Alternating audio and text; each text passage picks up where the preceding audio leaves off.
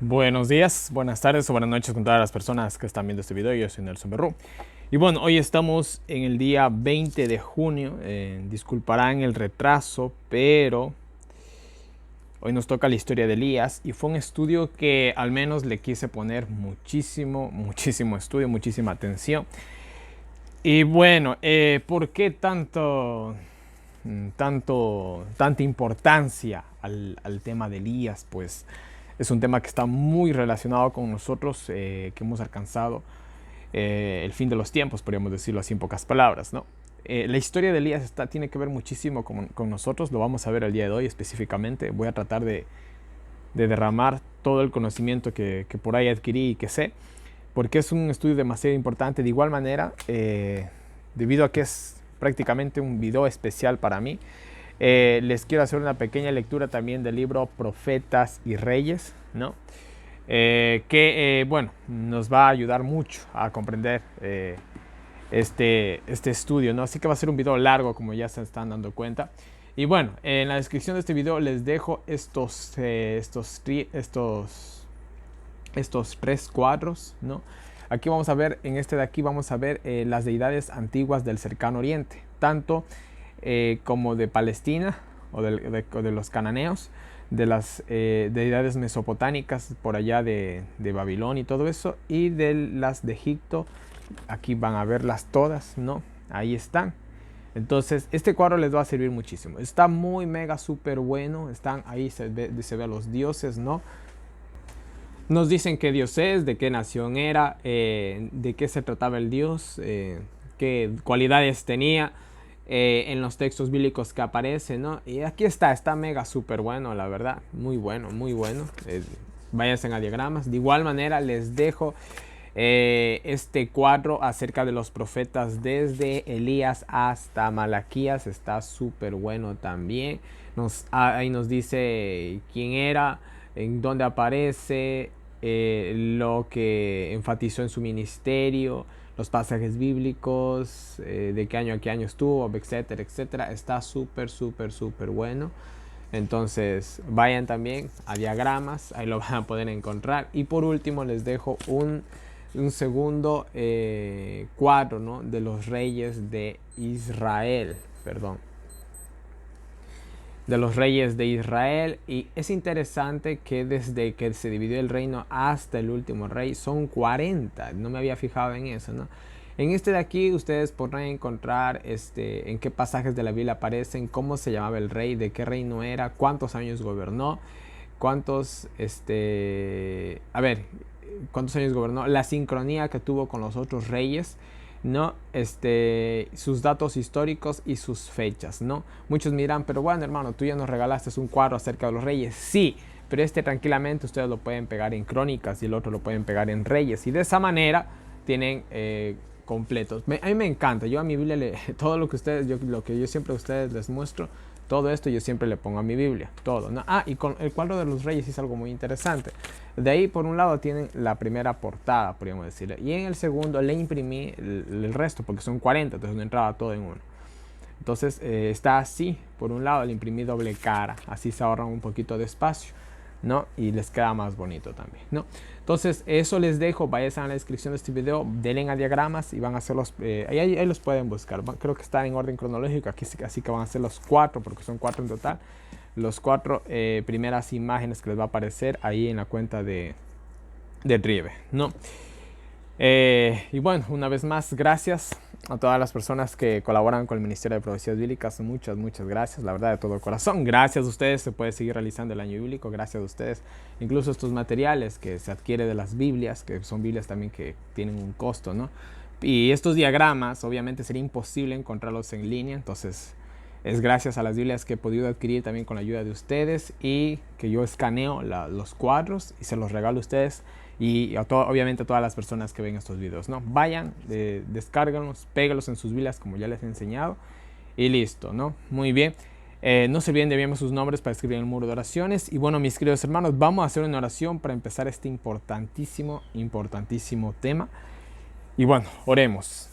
Padre nuestro que estás en el cielo, santificado sea tu nombre. Mi Señor, gracias por un día más de vida. Mi Dios, estamos aquí en el estudio de Elías. cuán importante, mi Dios, este tema. En realidad no voy a poder, mi Dios, abarcar la magnitud, Señor mío, del mismo, pero te pido, mi Dios, por favor, úsame una vez más como una trompeta de tus labios. Sean las palabras exactas las que necesite decir, mi Dios, y sobre todo para nuestra verdad presente, mi Dios. Te pido por cada una de las personas que están viendo este video, mi Dios, por favor, toca su mente y su corazón. Cualquier cosa que lo esté distrayendo o preocupando, en este momento aléjales de ellos, mi Dios, para que puedan concentrarse, Señor, en quizás uno de los videos más importantes del año bíblico. Mi Dios, te lo pedimos sin merecerlo, en el nombre de tu amado Cristo Jesús. Amén. Muy bien, Elías, verán, aparece de la nada, ¿no? Al menos en el relato bíblico. Simplemente el tipo, o sea, es una entrada un poco interesante, ¿no? No se describe mucho que digamos de... No se ve el llamado ni nada por el estilo. Eso mejor se ve en Profetas y Reyes. Bueno, yo voy a tratar de resumirles aquí para tratar de leerles la parte importante que quiero leerles en Profetas y Reyes. Así que vamos a resumirlo, ¿no? Y bueno, empieza así el capítulo 17. Dice, entonces Elías Tisbita, que era de los moradores de Galac. Bueno, primero que nada, de dónde era exactamente Elías se desconoce. No se sabe exactamente dónde quedaba Tisbi, creo que era justamente el lugar donde él estaba, ¿no? Entonces no se sabe exactamente dónde era. El tipo aparece de la nada, es un misterio prácticamente, ¿no? Y bueno, él llega y va ante Acab de una, le dice, vive Jehová, Dios de Israel, delante del cual estoy, que no habrá lluvia ni rocío en estos años, sino por mi palabra, ¿no?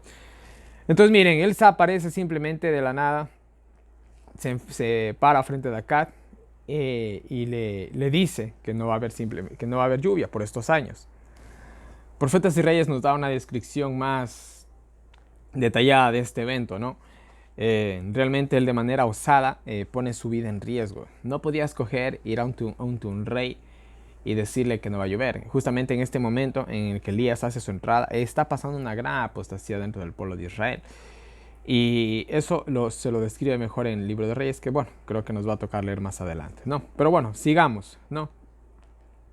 No iba a llover durante algunos días, realmente fueron 3 años, nos dice el relato, pero más adelante en el Nuevo Testamento nos dice que fueron 3 años y medio. Interesante porque haya esta omisión, ¿no? Exacta del tiempo. Bueno, nada está escrito al azar, se los digo así, ¿no? Pero bueno, vamos a seguir y dice, bueno, a ver. Entonces él coge, le dice, Profetas y Reyes nos dice que el rey prácticamente se quedó pasmado, ¿no? Sabía que Elías venía de parte de Dios, ¿no? Entonces, bueno, Dios le dice a él que se aparte de ahí, que se vaya al arroyo de Kerit, ¿no? Se vaya al arroyo de Kerit, ¿no? Kerit significa cortadura o garganta, ¿no? Y bueno, se va y se esconde ahí, ¿no? Y bueno, aquí entra lo fascinante de la historia. Dice que cuervos lo alimentaban con pan y carne. Primero que nada, pan y carne era la comida de los reyes, ¿no? Entonces, podríamos decirlo que Elías tenía parte de la comida real de Dios, ¿no? También se nos dice de que comía 2 veces al día. También tenemos aquí algo de reforma por salud. Ahora, mire, muchas personas me van a decir, bueno, Elías comía carne y yo también como carne. Verán, mis queridísimos hermanos, Elías solamente es el complemento esa es la primera parte de lo que realmente nosotros debemos de entender. Para nosotros que hemos alcanzado a los fines de los siglos, las historias quizás más importantes en las cuales tenemos que aprender son de Enoc, Moisés, Elías y Juan el Bautista. Son los 4 personajes que más importancia deberíamos de darle al estudio de la palabra de Dios. Pero por sobre todos, los que más deberíamos estudiar serían, si nos pusieran a elegir entre estos 4, sería Elías y Juan el Bautista. Aunque Elías aquí no tuvo una alimentación 100% vegetariana, Juan el Bautista sí lo hizo. Y él rellena esta parte que aquí no fue en la época de Elías, ¿no? Bueno, seguimos, ¿no? Y bueno, él obedeció, le hizo caso a Dios, ¿no? Los cuervos le traían 2 veces al día a comer, ¿no? Y bueno, y dice que después el arroyo se secó y le vino palabra de Dios, ¿no? Ahora, quiero hacer aquí un paréntesis para darles datos adicionales de la historia, ¿no? Primero tenemos a Jezabel. Jezabel era de Tiro. Acuérdense que Salomón hizo alianzas con Tiro para la construcción del templo. Vemos que con los años estos pactos dieron malos frutos. Justamente lo que les decía cuando estábamos estudiando el tema de Salomón. Entonces tenemos a Jezabel, que era de Tiro, ¿no? Jezabel significa casta. Bueno, realmente fue todo lo contrario. Tenemos después al rey Acab, que significa hermano del padre. Y tenemos a Elías, que significa Yahvé es mi Dios, o Jehová es mi Dios, ¿no? Y bueno, este es el significado de los nombres de cada uno de ellos, ¿no? Ahora, Elías en su vida, él dio un testimonio, no solamente en palabras, sino también ejemplo. Era un hombre que oraba mucho, ¿no? Y tenía un gran fervor por una reforma. Eso lo vamos a ver más adelante en Profetas y Reyes, ¿no? Página 87 más específicamente, ¿no? Posiblemente Elías incluso pertenecía a la escuela de los profetas, la cual había instituido Samuel. Eso se puede medio corroborar en Segunda de Reyes, capítulo 2, versículo 3 al 5. No, ahora miren, ¿por qué es tan importante esta historia de Elías? Miren, en la Biblia completa, solamente hay 4 extensos periodos de testimonios y milagros. O sea, 4 eventos muy significativos en la historia de la Biblia. Me explico. La primera, ves que se ven milagros y hay toda una, podríamos decir, todo un drama, ¿no? Es con el Éxodo, ¿no? Milagros, apostasía, reforma, reavivamientos, ¿no? Más adelante tenemos lo mismo en la historia de Elías. Elías es lo mismo, apostasía, milagros, reforma, reavivamiento, ¿no? Más adelante también lo tenemos con Jesús, milagros, apostasía, reforma, reavivamiento, y de igual manera ahí nace la iglesia primitiva, ¿no? Y la última vez que va a suceder algo así va a ser en su segunda venida, que eso está muy pronto, que también va a ser lo mismo, milagros, reforma, reavivamiento, etcétera, etcétera, y se establece el remanente de Dios. 4 veces en la historia sucede solamente eso. El Éxodo ya lo vimos, lo analizamos hasta decir basta. Ahora estamos con Elías, ¿no?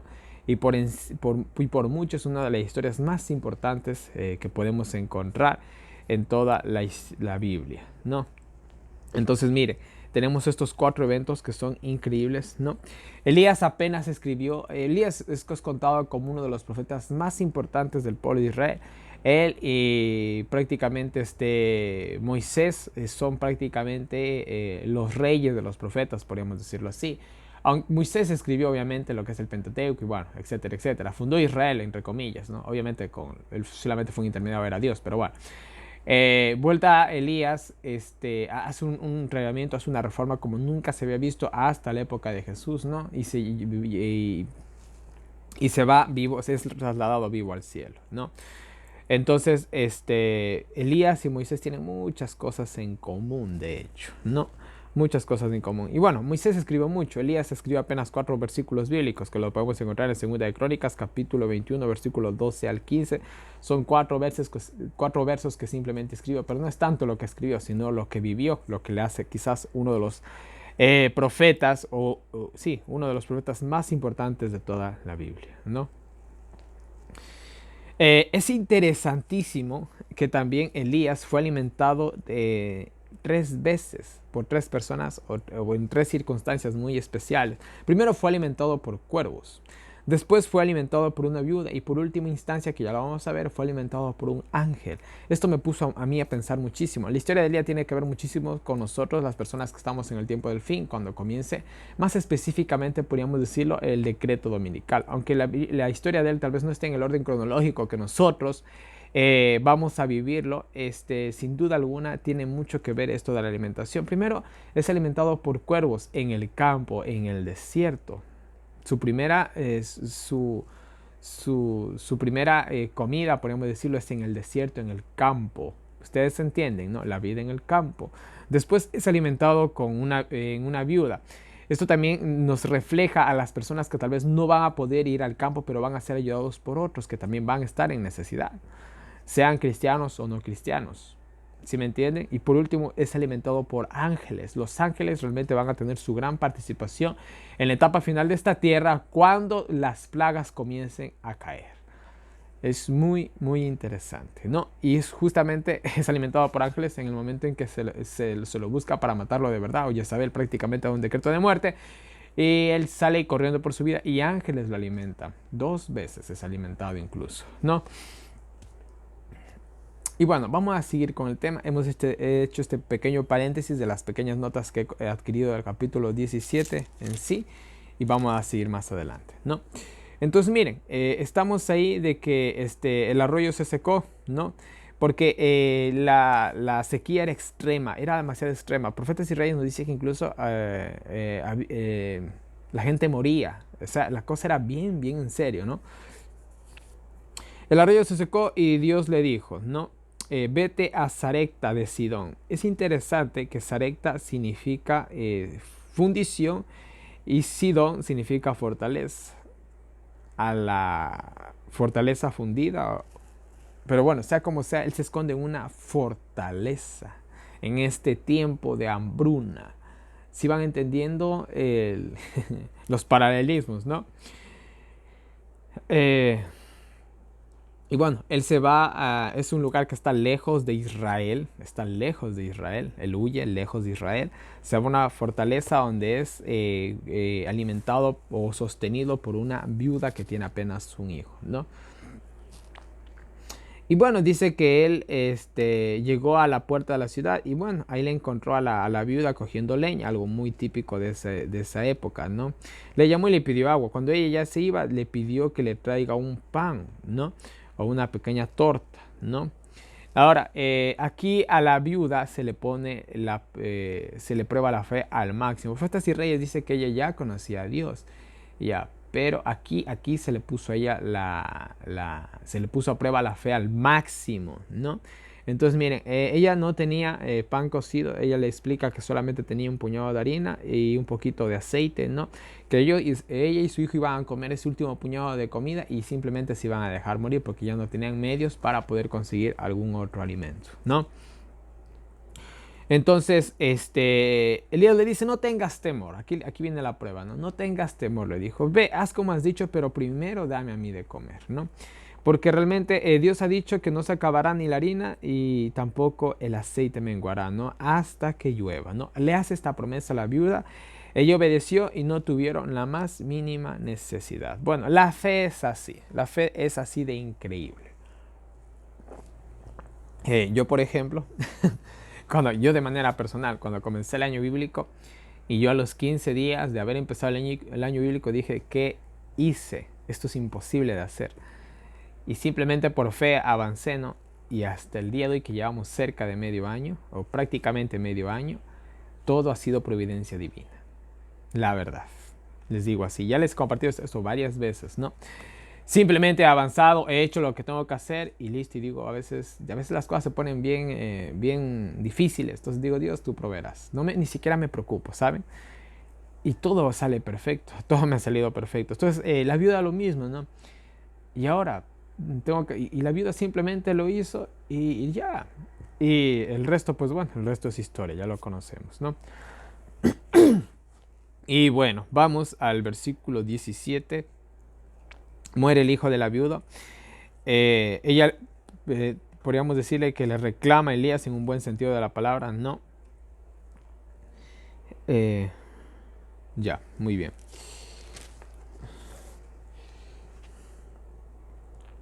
Bueno, ella incluso piensa que su hijo había muerto por algún pecado pasado que ella había tenido, pero no era así realmente, ¿no?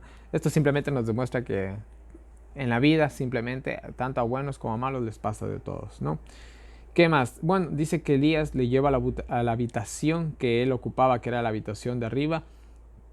Dice que oró por el niño, se acostó sobre el niño 3 veces y suplicó a Dios, ¿no? Que el aliento del niño vuelva a su cuerpo. El aliento, no el alma, no el espíritu. La mejor traducción aquí sería el aliento del niño vuelva a su cuerpo, ¿no? Jehová lo oyó, y bueno, él cogió, llevó a su madre, el niño a su madre, perdón. ¿no? Y ahora la viuda proclama, ¿no? Ahora sé que eres un hijo de Dios y que su palabra está contigo, un hijo de Dios o un hombre de Dios, ¿no? Entonces, mira, aquí pasa algo un poquito raro en la historia. Dice que Elías se acuesta prácticamente sobre el niño. ¿Por qué hizo esto? Realmente se creía, había la creencia, ¿no? De que uno podía, por así decirlo, transferir la energía de una a otra persona en esa época. Pero no es específicamente eso lo que está haciendo Elías. Quizás Elías está tratando de ser un puente, ¿no? Para que de esa manera Dios, por medio de él, pueda volverle a darle la vida al niño. Pudo haber sido esto tal vez, ¿no? Entonces miren, y aquí en esta historia que se me está pasando por alto, tenemos la primera resurrección registrada en la Biblia, ¿no? Y es a la Perdón, y es a la tercera vez. ¿Quién resucitó al tercer día? ¿Y Jesús no era hijo también de una viuda? Entonces aquí podemos también encontrar una profecía mesiánica también aquí, ¿no? Y bueno, si hablamos de una enseñanza, ¿no? También hablamos de la resurrección de nosotros, ¿no? Que va a ser al terminar estos 2000 años desde que vino Cristo, prácticamente al iniciar el tercer milenio, ¿no? Puede ser así, tal vez estoy especulando demasiado, ¿no? Sea como sea, el niño resucitó a la tercera vez y eso nos dice mucho. Vamos al capítulo 18. Bueno, tenemos comentarios del Espíritu Profecía, obviamente, de la Biblia aquí, del comentario bíblico adventista, tomo 7a, y también los escritos de Profetas y Reyes. Lo voy a dejar todo al final. Quería introducirlo, pero nos podemos confundir un poco. Lo voy a dejar simplemente al final. Primero va a ser la lectura de la Biblia, después voy a hacer la lectura del Espíritu Profecía y después termino con Profetas y Reyes. Lo voy a hacer así, ¿ya? Y bueno, pasados 3 años, capítulo 18, ¿no? Pasados muchos días, vino la palabra de Jehová a Elías en el tercer año diciendo, ve, muéstrate acá y yo daré lluvia sobre la faz de la tierra. Bueno, Elías se había escondido 3 años y medio. Y bueno, esto ya lo he dicho en varios videos. Elías, 3 años y medio. El ministerio de Jesús, 3 años y medio. La iglesia primitiva, 1260 años, 1260 días, 3 años y medio. Y nosotros, los del tiempo del fin, ¿cuánto tiempo va a ser el periodo de ley dominical en el cual vamos a tener que vivir en el campo? Posiblemente 3 años y medio. Y después de estos 3 años y medio, ¿será que viene por un año aproximadamente a las copas de ira? Vamos a dejarlo en Apocalipsis este tema, ¿no? Yo hasta el día de hoy no lo entiendo muy bien, no les voy a mentir. Hay mucho que estudiar aún, ¿no? Pero bueno, en Apocalipsis tenemos que ver qué hacemos ahí, pero bueno, vamos a seguir, ¿no? Entonces miren, por 3 años y medio, según Lucas capítulo 4 versículos 25, nos dice que eran 3 años y medio en realidad, ¿no? A los 3 años y medio, fue Elías a mostrarse a Cat, ¿no? Y dice que había una gran hambre en Samaria. Samaria era la capital del reino de Israel. No estamos en el reino del norte, ¿no? Era donde gobernaba Cat.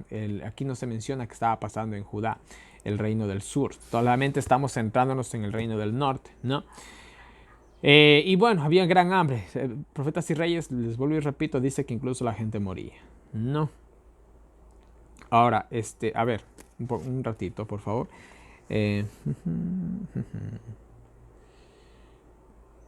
Ya.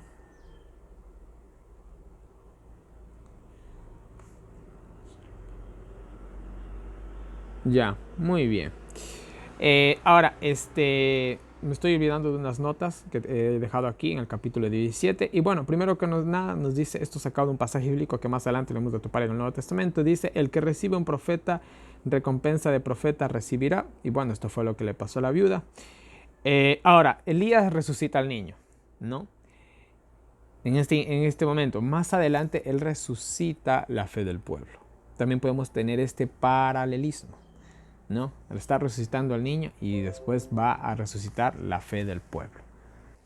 Pero bueno, vamos a seguir de nuevo en el capítulo 18, ¿no? Entonces, bueno, ya. Y bueno, dice que Acab llama a Abías, que era el mayordomo de su casa. Y bueno, dice que Abías era muy temeroso de Dios. Más adelante vamos a ver algo que hizo él. Eso, ¿no? Y bueno, algo más que se me está escapando, ¿no? Dios dice que va a llover. Pero incluso lo que Dios va a hacer en este momento es por gracia, porque el pueblo de Israel ya se había arrepentido. Más adelante vamos a ver que nada que ver. Simplemente hizo llover por gracia, ¿no?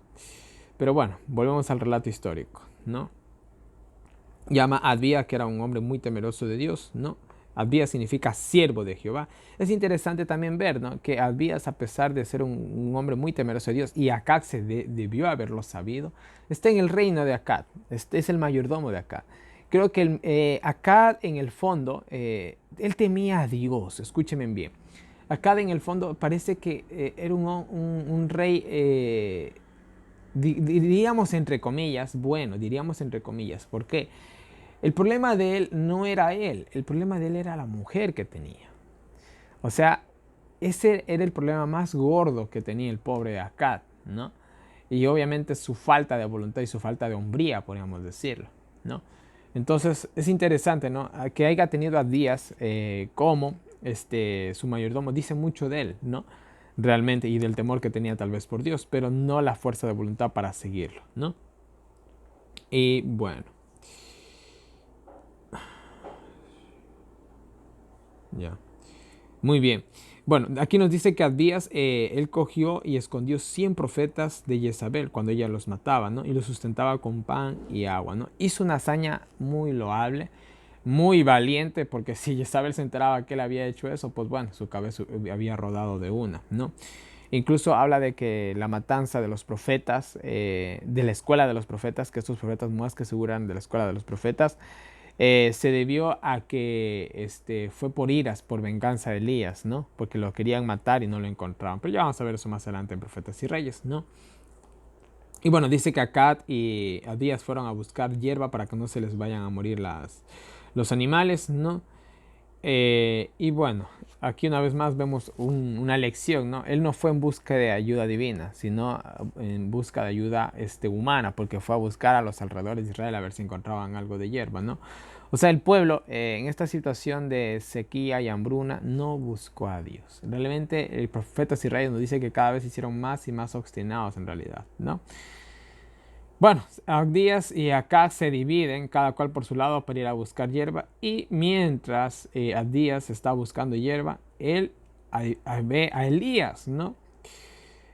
Se topa con Elías, se sorprende, ¿no? Y él exclama, mi señor Elías, ¿en verdad eres tú? ¿No? En realidad te estoy viendo a ti. ¿Eres tú realmente Elías, el que está enfrente de mí? Es una pregunta retórica de sorpresa que se está haciendo de él, ¿no? Y de igual manera, él dice que se postró delante de Elías en un símbolo no de adoración, sino de humildad y de respeto, ¿no? Entonces vemos, bueno, eso es lo que podemos ver de Elías, de Abdías, perdón, ¿no? Un hombre temeroso de Dios, un hombre humilde y que en una hora de necesidad fue muy utilizado por Dios, ¿no? Bueno, muy interesante. ¿Qué más tenemos? Entonces Elías le dice, mira, dile a tu amo que estoy aquí. El momento en que Elías le dice eso a Abdías, para Abdías simplemente sonó a problemas, ¿no?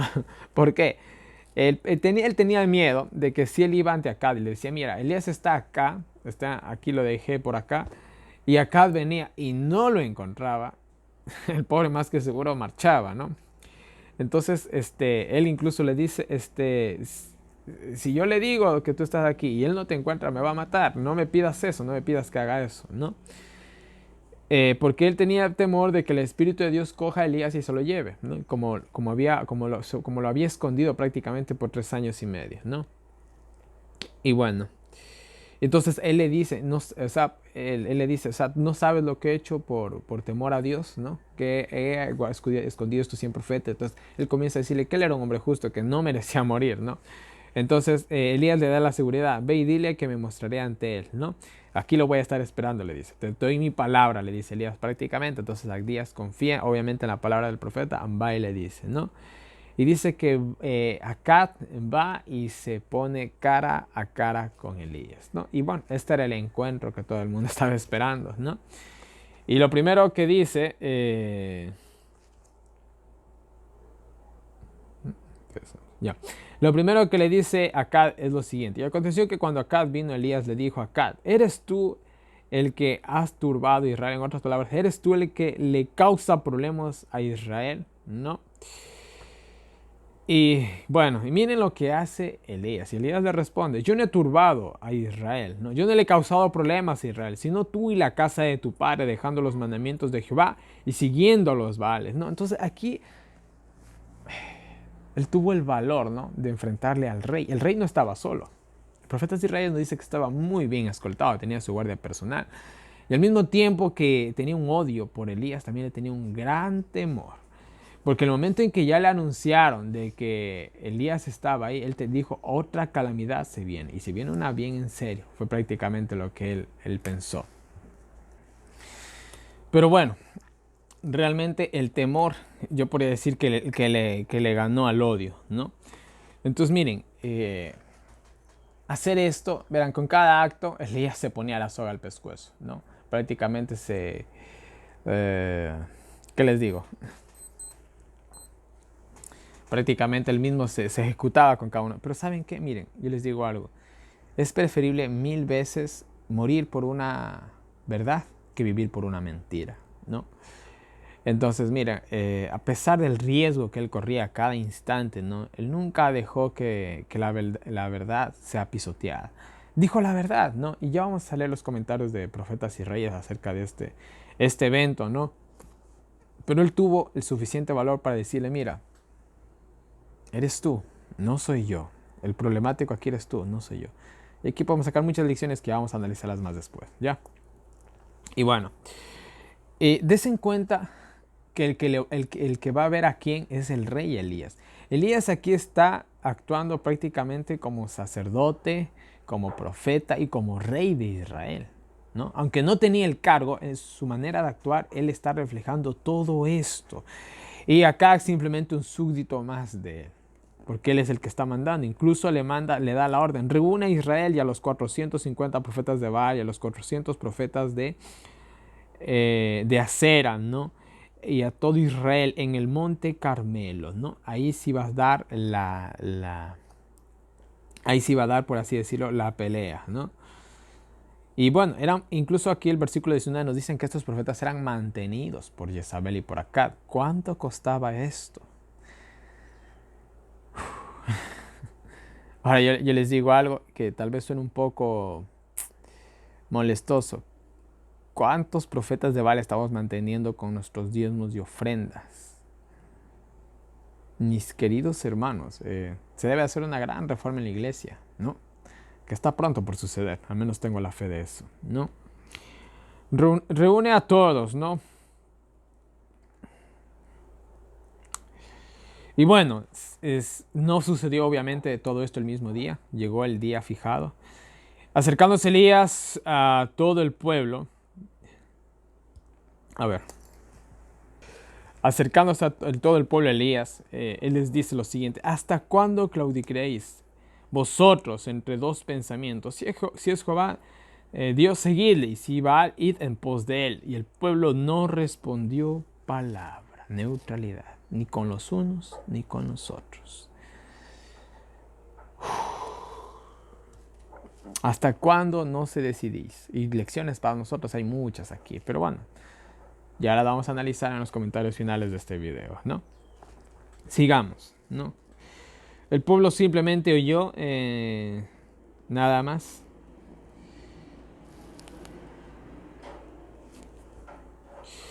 Elías les exclama, ¿no? Les dice, no, solamente he quedado yo como profeta de Dios. Y realmente, bueno, habían más, ¿no? Pero era el único que por ahí estaba haciendo algo, por así, o el único que se le permitía hacer algo. Porque si los otros 100 profetas estaban escondidos, salían, pues bueno, sus cabezas rodaban de inmediatamente, ¿no? Aquí al único que medio le tenían temor era Elías, ¿no? Y bueno, entonces, se trajeron 2 bueyes, ¿no? Córtenlo en pedazos, pónganlo sobre la leña, pero sin fuego, ¿no? El Dios que responda con fuego, ese es el Dios verdadero. Simplemente, esa fue la prueba, ¿no? Y bueno, aquí comienza. Y los profetas de Baal fueron los primeros, les dio el privilegio, ¿no? Vayan ustedes, ¿no? Fue un reto que les hizo, bueno, incluso el pueblo de Israel, ahí exclama, ¿no? Y dice, bien dicho, recién abrieron la boca. Ahí sí dijeron, sí, vamos a hacerlo así. Ya. Entonces se les dio la preeminencia a los profetas de Baal. Ahora, aquí los profetas de Baal se estaban arriesgando el pescuezo. Todos estaban arriesgando el pescuezo. Porque si Elías fallaba, lo mataban a Elías. Si los profetas de Baal fallaban, lo mataban a ellos, ¿no? Sea como sea, fue una prueba bastante difícil, ¿no? Los profetas de Baal tuvieron que acceder porque el pueblo así también lo pidió. Entonces tenían que acceder, ¿no?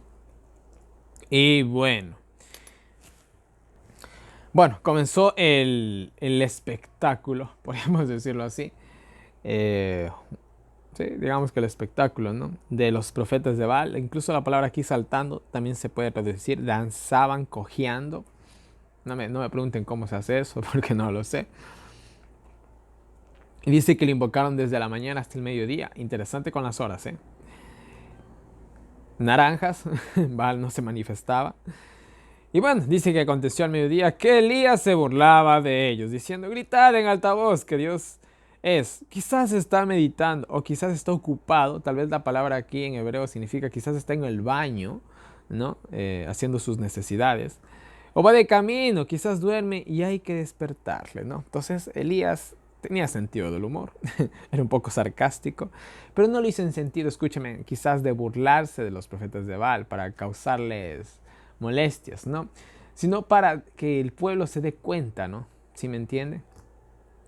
¿No? Eh, bueno, aquí en este sentido me identifico a veces yo con Elías, porque realmente yo incluso también he hecho esto, ¿no? Podríamos decirlo burla, ¿no? De ciertas cosas que se hacen que yo no sé en qué mente limitada pueden entrar ciertas barbaridades que hoy en la actualidad se participan en ciertas iglesias, e incluso hablando de nuestra propia iglesia adventista, ¿no? Pero bueno, Elías se mofaba de ellos, ¿no? Gritaban como locos, se cortaban hasta que les salía sangre, ¿no? Eh, bueno, era todo un espectáculo lo que se veía aquí. Obviamente también eran prácticas prohibidas, según Deuteronomio capítulo 14, versículo 1, estar cortándose, ¿no? Peor por los dioses, ¿no? Y bueno, dice que siguieron hasta la tarde, posiblemente de 3 a 4 horas estuvieron, o sea, desde el mediodía hasta la tarde, de las 3 a las 4 de la tarde. Posiblemente todo el espectáculo de los profetas de Baal debió haber empezado, yo me imagino, no se dice exactamente la hora, ¿no? Pero posiblemente empezó eso de las 9 de la mañana y terminó eso de las 3 de la tarde. 6 horas estuvieron intentando de que Baal le respondiera. 6 horas. 6000 años y hay una respuesta, pero divina, de parte de Elías, lo vamos a ver más adelante. Posiblemente fueron 6 horas que ellos intentaron esto. Son conjeturas mías, no hay nada que pueda afirmar tampoco lo que estoy diciendo, ¿no? Y bueno, ellos se cansaron, profeta Israel dice que se cansaron, no es que se les acabó el tiempo, ¿no? Se cansaron, siempre se dieron cuenta, se dieron por vencido, ¿no? Y bueno, Elías coge y hace algo, un contraste muy diferente de lo que ellos estaban haciendo. Le dice al pueblo que se acerquen a él, les restauró el altar, restauró el altar que estaba en ruinas, ¿no? Que estaba arruinado. Aquí de una manera simbólica está a punto de restaurar la religión del pueblo de Israel, ¿no? Tomó 12 piedras por las 12 tribus de Israel, nos dice el mismo pasaje bíblico. Edificó un altar, hizo una zanja alrededor del altar que tenía capacidad de unos 15 litros de agua, ¿no? Cogió 4 cántaros, escuchen, cogió 4 cántaros y por 3 veces hizo que se vertiera agua. 3 y 4, 7, perfección. El juego de los números una vez más en la Biblia, ¿no? Ahora, ¿por qué le puso agua? Él quiso eliminar toda sospecha de fraude. O sea, él quiso realmente humillar totalmente a los profetas de Baal. De hecho, cuando estaban los profetas de Baal haciendo todo su espectáculo, él estaba muy atento. Había el riesgo de que ellos hagan trampa, que de alguna manera ellos cogieran y por ahí una chispita, no sé de dónde, tenían sus mañas, podían encender el sacrificio. Entonces él estaba muy atento. Había muchas maneras de fraude en el culto a los dioses, muchas maneras de estafa. Esto también lo pudimos ver en el Éxodo, ¿no? con los trucos que hicieron los magos de Egipto.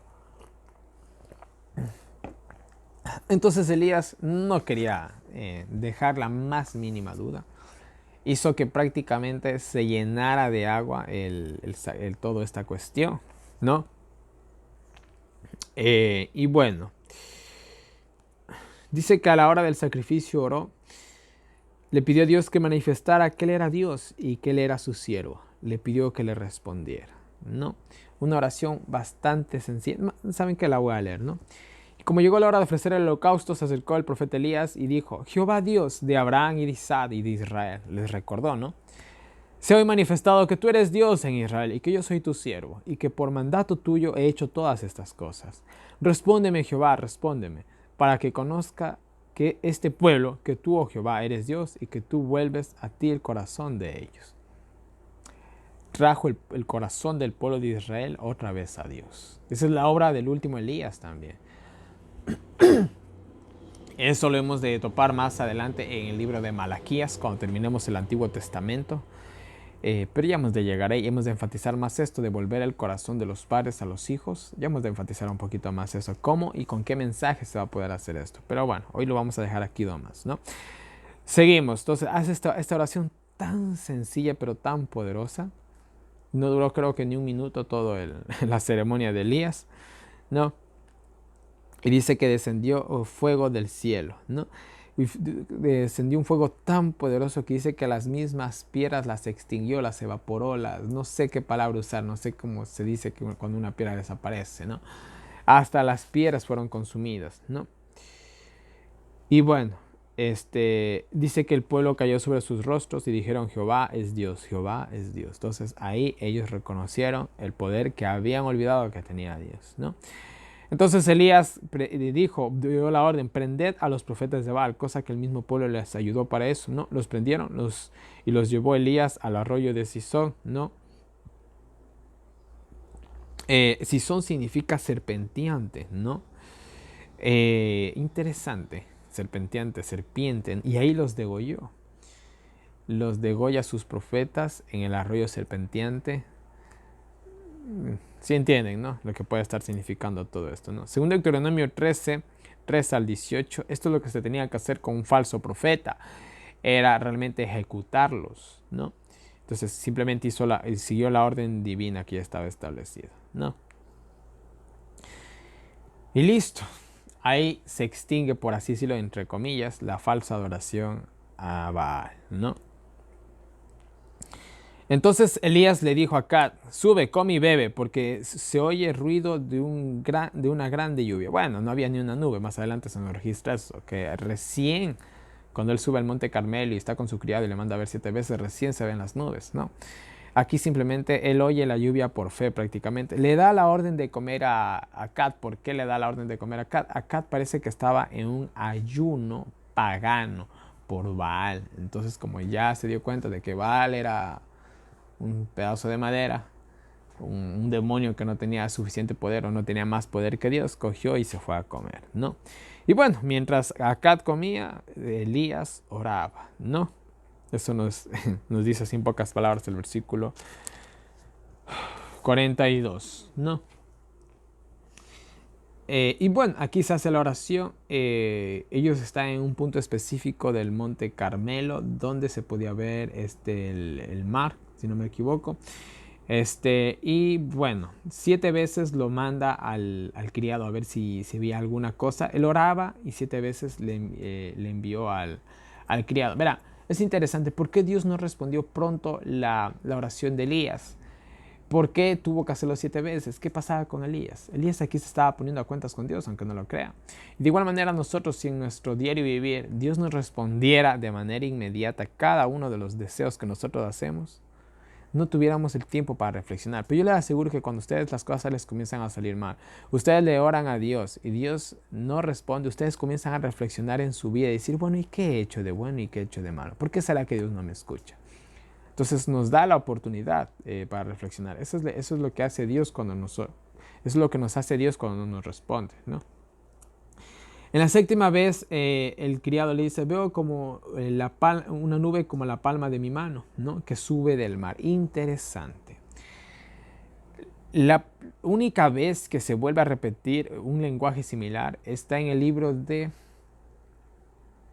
Primeros Escritos, si no mal recuerdo, cuando se habla de la segunda venida de Cristo. Dice Ellen G. de White que ve a Cristo venir y es una pequeña nube como la palma de una mano y se va haciendo cada vez más y más grande hasta que obviamente se manifiesta, se manifiesta, por así decirlo, bien vista la venida de Cristo, ¿no?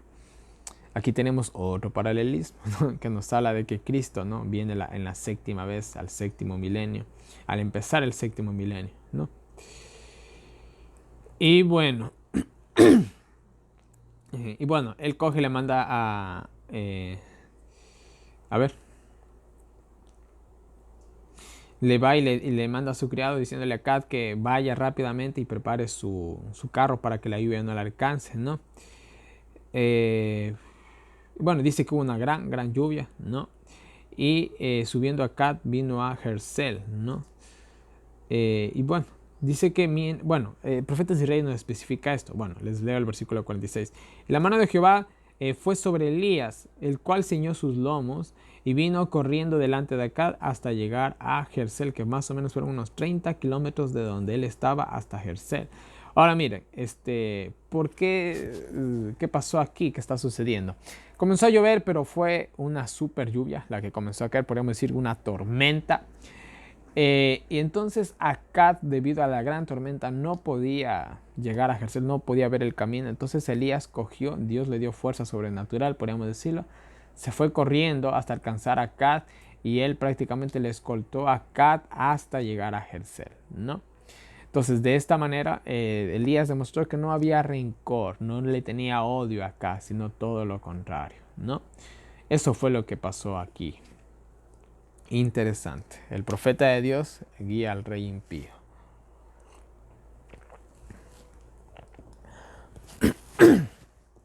Le ayuda, lo ayuda a llegar a la ciudad, ¿no? A Jersel, ¿no? Que Jersel significa, donde lo anoté,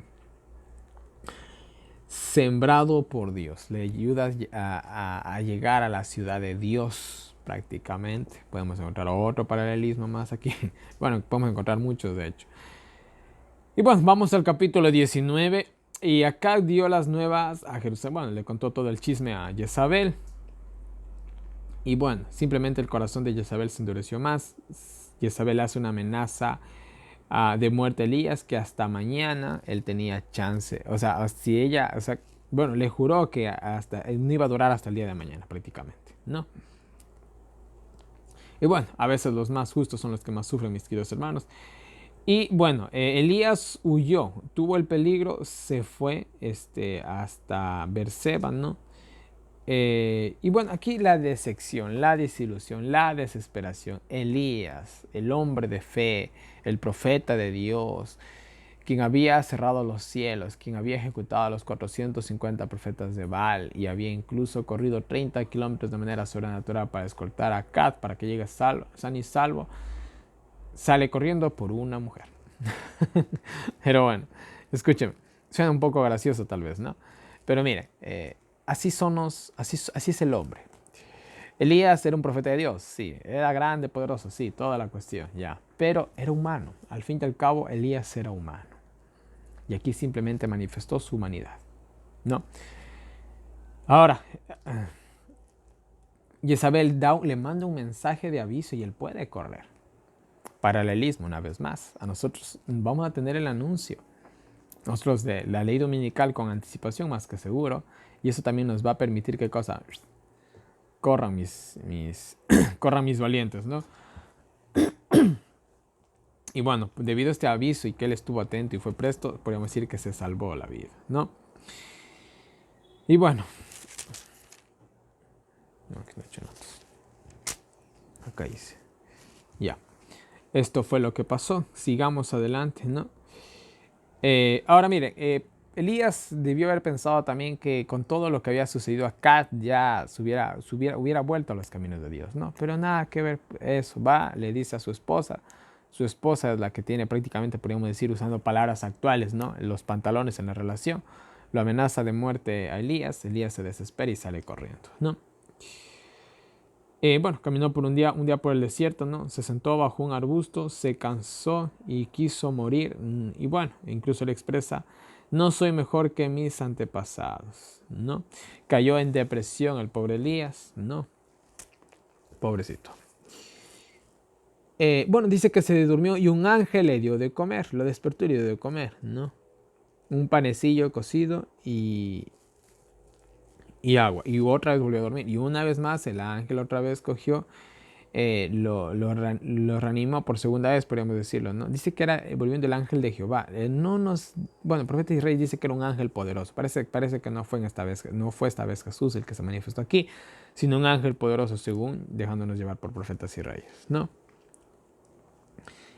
Entonces, él coge y le despierta por segunda vez, le da el panecillo. No se dice si es el mismo panecillo o era otro, pero bueno, pudo haber sido otro quizás. Le da de comer de nuevo y le dice que coma porque él tenía que hacer un largo viaje, ¿no? Y bueno, dice que caminó 40 días hasta llegar al monte de Oret o al monte Sinaí, ¿no? O sea, él de donde estaba, ¿dónde estaba? Berseba, ¿no? De Berseba al monte Sinaí fue un camino bastante largo y, y, y, a ver. Bueno, y eso, fue un camino bastante largo. Que ya, ahorita es que me acuerdo, tengo otro diagrama que les quiero regalar, pero eso creo que va a ser el día de mañana, ¿no? No lo encuentro, no me acuerdo si lo imprimí realmente, pero bueno. ¿Dónde me quedé? Me perdí. Ya, muy bien. Y bueno, dice que llegó al Sinaí, ¿no? Dice que se metió en una cueva, posiblemente era la misma cueva donde estuvo Moisés, donde Moisés vio la presencia de Dios, cuando le quiso ver a Dios, ¿no? Eso está en Éxodo capítulo 32 y versículo 22, ¿no? Posiblemente era la misma.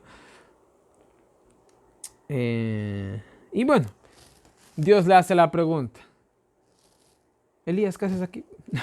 Yo no te dije que vengas para acá, ¿no? Él no tenía nada que hacer por allá, ¿no?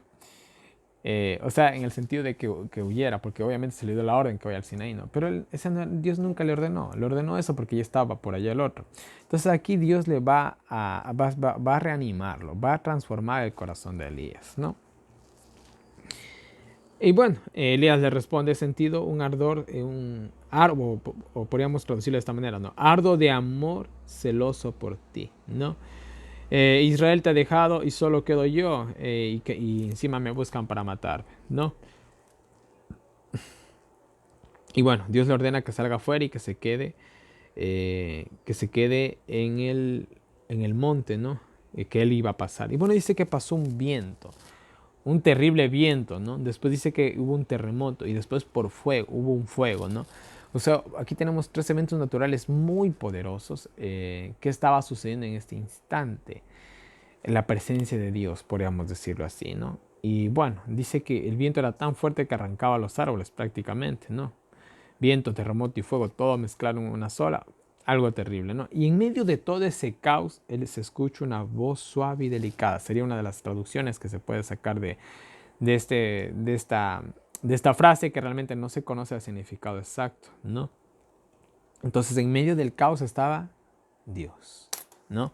Una lección muy bien aprendida. Un lenguaje similar lo podemos encontrar en el libro de Job incluso. Y bueno, seguimos. Dice que al oír él sintió un temor, se cubrió el rostro y salió a la puerta. Y una vez más le preguntó qué hacía ahí, ¿no?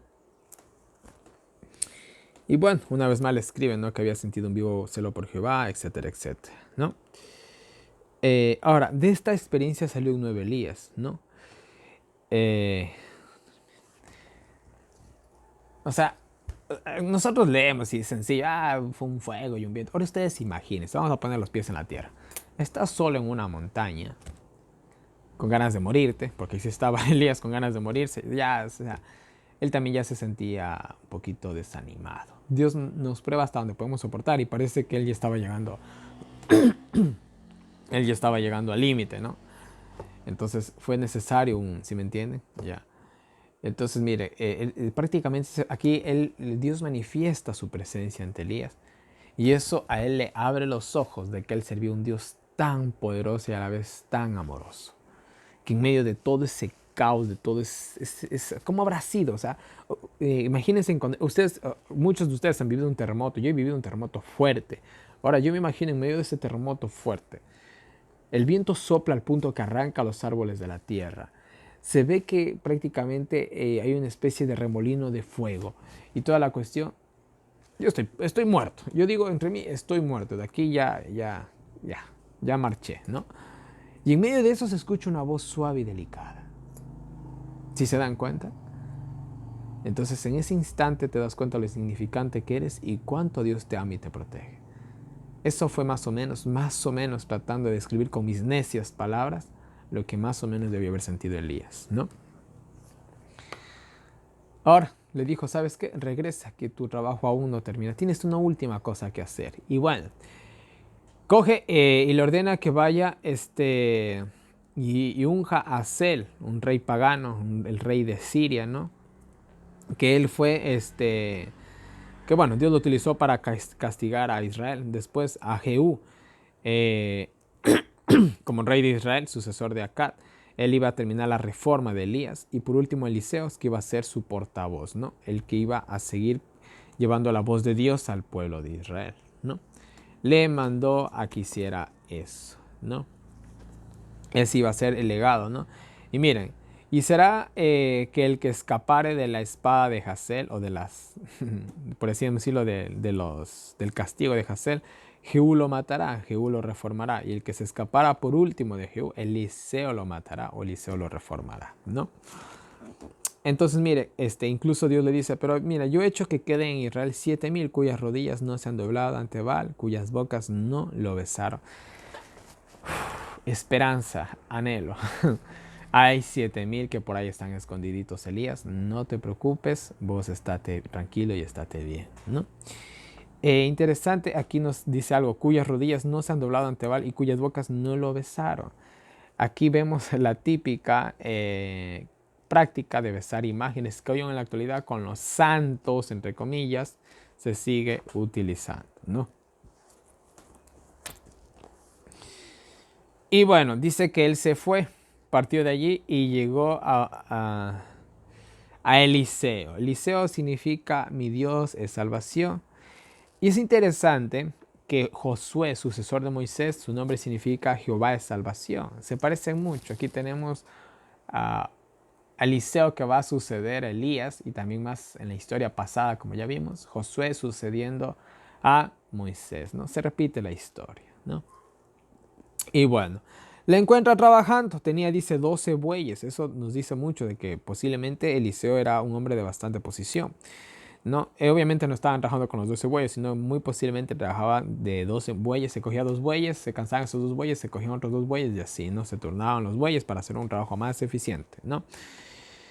Y bueno, lo encontró a Eliseo trabajando. Miren, una vez más, Dios no llama a gente ociosa, mis queridos hermanos. Si eres agricultor, pues trabaja en eso, pero es un buen agricultor. Porque si eres bueno en eso, Dios te va a poner sobre responsabilidades más grandes, ¿no? Y aquí vemos a Eliseo que a pesar de que era un hombre de posición, estaba agachando el lomo, se estaba partiendo la espalda. Qué bonito ejemplo, les digo así. En la actualidad, lastimosamente, las nuevas generaciones no saben lo que es trabajo en todo el sentido de la palabra, porque los padres son muy sobreprotectores, les dan el típico abrazo de oso y esos pobres chicos se crían sin saber y sin saber hacer nada, lastimosamente. Pero bueno, ese tema ya lo hemos hablado, sigamos, ¿no? Dice que Elías cogió, le botó su manto, era un símbolo de que él iba a ser el nuevo profeta. Él lo entendió Eliseo de una. Entonces él simplemente le dijo, mira, te ruego que me dejes despedirme de mis padres, ¿no? Y después te seguiré. Y Elías le dice, está bien, hazlo, no hay problema, despídete de tus padres, ¿no?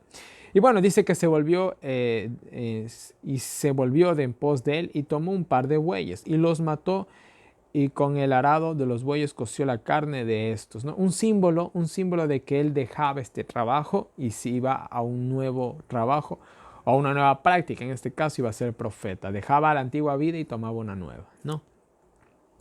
los coció y la dio al pueblo, y ellos comieron. Después se levantó y fue tras Elías y les servía. Entonces no solamente mató los bueyes, sino que también dio de comer al pueblo, ¿no? Se preocupó por el pueblo. Vemos algo bonito de parte de Eliseo, ¿no? Esto se parece mucho a un sacrificio de paz prácticamente. Hubo una celebración también, me imagino, de que él iba a ser profeta de Dios. Entonces fue un momento muy bonito, muy gozoso. Fue una fiesta cristiana lo que sucedió aquí, mis queridos hermanos. Y aquí termina el resumen de estos 3 capítulos. Ahora vamos a lo clave. Vamos a estudiar esta historia una vez más, pero bajo la luz de profetas y reyes.